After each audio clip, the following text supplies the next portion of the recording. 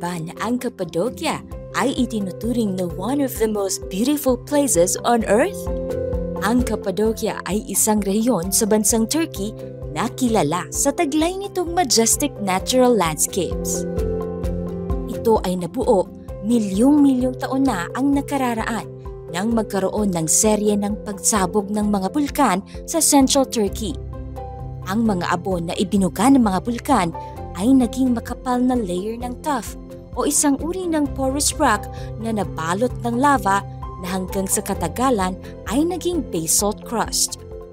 Sa mga nagdaang panahon ay nagkaroon ng erosion dulot ng hangin na tubig at nabago ang hugis ng mga ito at naging rock pillars na tumataas ng hanggang 130 feet o 40 meters.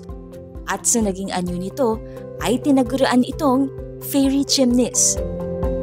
Ang mga naunang tao na nanirahan sa lugar ay mga Hittite at sila rin ang nakaisip na umukit ng bahay sa mga rock formation.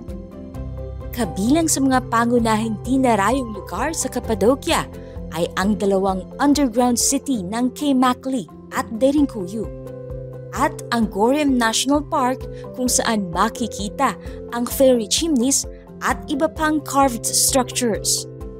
Tuwing buwan ng Agosto ay isinasagawa naman ang 3 araw na Hot Air Balloon Festival kung saan pwedeng magbayad ang mga turista para makasakay sa hot air balloon at matanaw ang kagandahan ng popular na tourist attraction.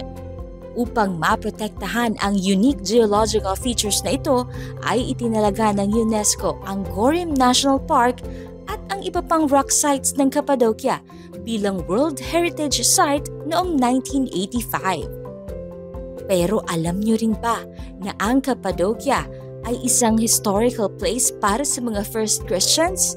Dahil ito ay isa sa mga lugar na nagsilbing kanlungan ng mga pinag-uusig na Kristiyano noong panahon ng mga apostol? Now you know!